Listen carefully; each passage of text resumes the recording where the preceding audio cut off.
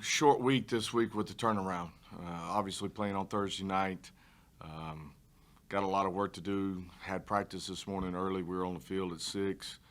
Um, get a practice in a little bit tomorrow, and then Wednesday it's a travel day, and then you're back on the field and playing. So right now, it's getting as much film and practice work as we can possibly get to get ready for a really talented Memphis team. I know they've had a couple of tough losses here over the last couple of games, a couple of different overtime things in there. But we've watched them quite a bit. You look, they do a really good job. I thought Hennigan has done a really good job of operating their offense, spreads the football around. They use their tight end in a lot of different ways. They're running the football pretty well. He's a guy that can extend plays, very heady about what he's going to do. They use their RPO game to help them in that. And then you look at them defensively, tough against the run, a lot of different looks from a coverage standpoint. So we've got our hands full, especially on a short week. But we got to get ourselves back as healthy as we can at this point and go on the road and try to find a big win. I mean, that's the situation that we're at. We got 3 games left. We got to do a good job of managing those parts of it, and we got to get back on the right track. As far as last week's game, I mean, you look at the tape, did some good things, just didn't do enough of them. We had some opportunities to get the lead, had opportunities to put more pressure on them. There's plays to be made in there.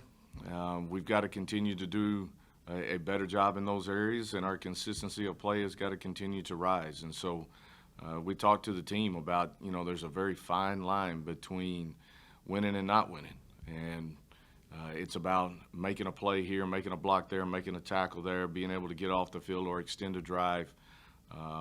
And we got to continue to recognize those opportunities, and we got to make the most of them. And so that's what our conference play has always been about. You got to win more of the close ones than not.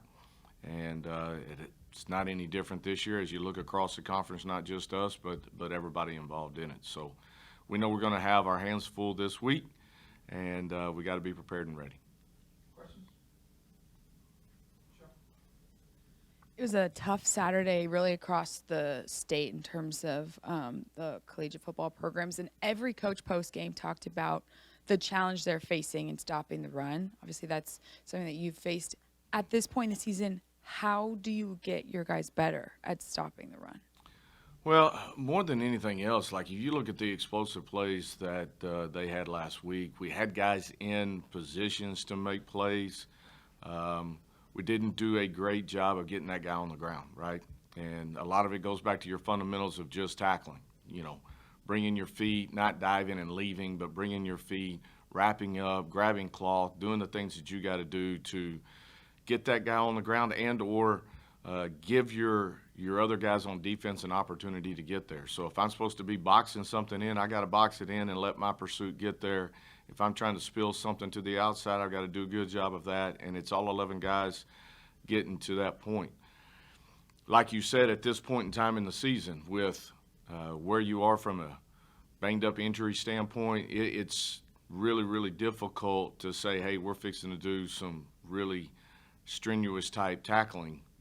Our guys have been good tacklers for the majority of the year. We just got to go back and focus back in on those fundamentals and do the things we know can help us in those situations.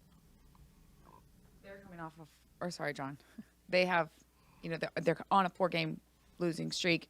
Do you use that as, kind of motivation for your guys, or is it more just you guys are looking at them as any team 0-0?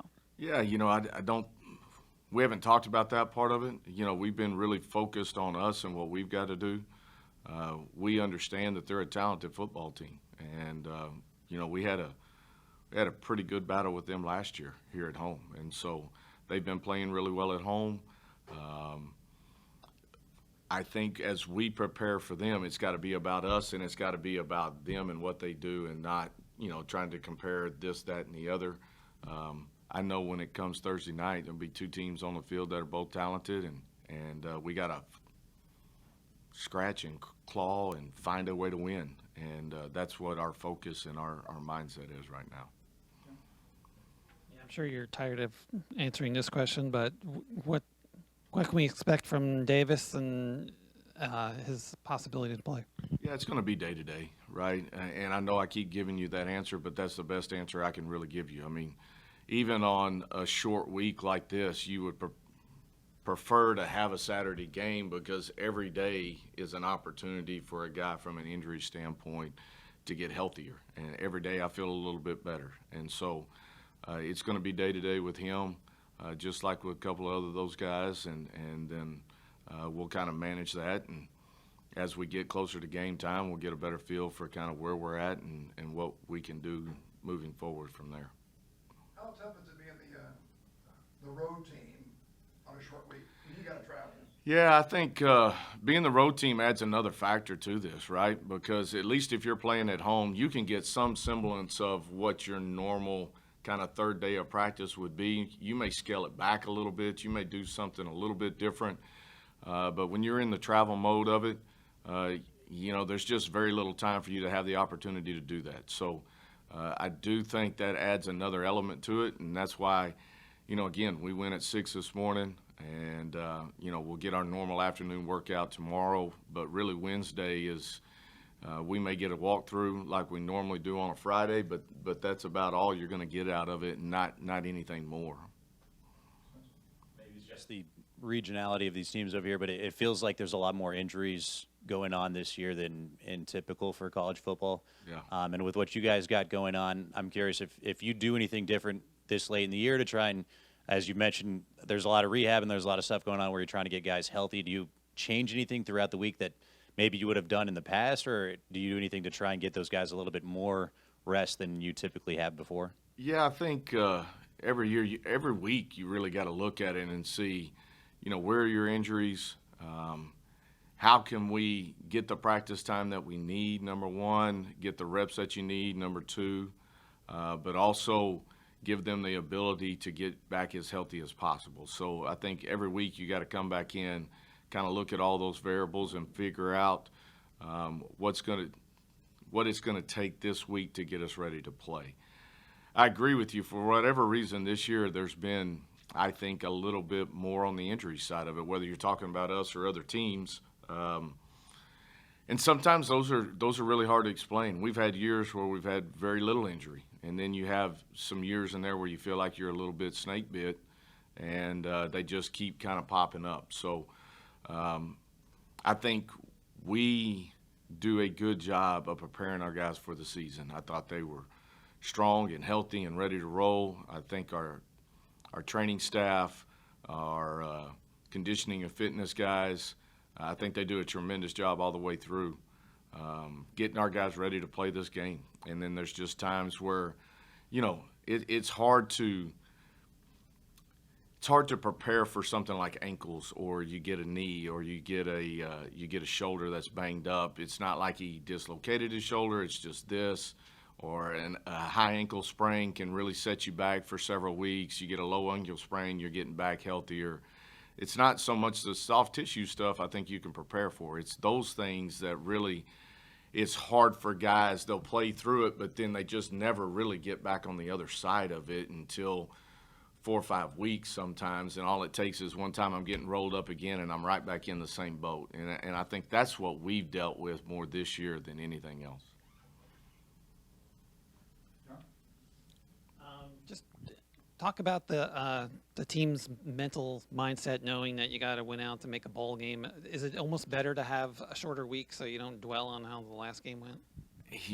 That's a tough question to answer on that part of it. I think for us, like we talked about Sunday in our team meeting, we don't have time this week to pout around and feel sorry for ourselves, this, that, and the other. We've got another one sitting right here in front of us, and we got to gear up and get ready to go. We always have the 24-hour rule around here, whether it's good or bad, and we got to get prepared and get moved on. This week just makes you do it a little bit quicker. We're kind of in that playoff type of mode, and we got to take it 1 week at a time. We know this one's a big one, and we need to get back on the right track. If Braylon does have to start this week. It'll be his first career road start. We've seen younger quarterbacks struggle in those road environments. How do you, or maybe Davis, or others help him prepare for that? And maybe how do you simulate a road environment for him? Well, I think it helped him, obviously, that he had to play on the road, even though it wasn't in the starting mode at Ole Miss. It's a pretty good environment to have to go step in and play. So, for him, he's a confident player. I think he learned a lot from last week. Anytime your first start comes, it's one thing to come off the bench. It's another thing to know, hey, I'm rolling into this game and it's on me. And I thought he handled a lot of those situations incredibly well. I thought he played well enough and gave us opportunities to go win. We got to make more plays around him, and we got to help support him in that way.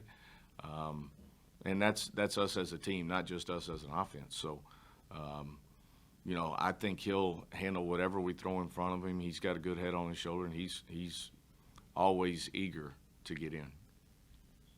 Obviously, every team is different, but a lot of the guys on this year's team were here last year faced with a similar situation of needing to win down the stretch in order to get bowl eligible. Is there any benefit in having guys that when their back's up against the wall that they don't shake, that they've been able to perform in this same situation before? Well, I think it definitely helps when we start talking about it, right? And as this team goes, understanding, hey, we've been here before, we know what it takes. The biggest part of that is we got to get that taste back, right? And there's so much of it deals with belief and momentum and seeing yourself go out there and perform in a way that helps you execute at a different spot, right? You've got to make the ball bounce your way. It's just not going to happen on its own. And so it's creating those opportunities and then taking advantage of those opportunities and recognizing when they're there and how you got to seize the moment when those things happen. For more information, you can visit tulsaworld.com.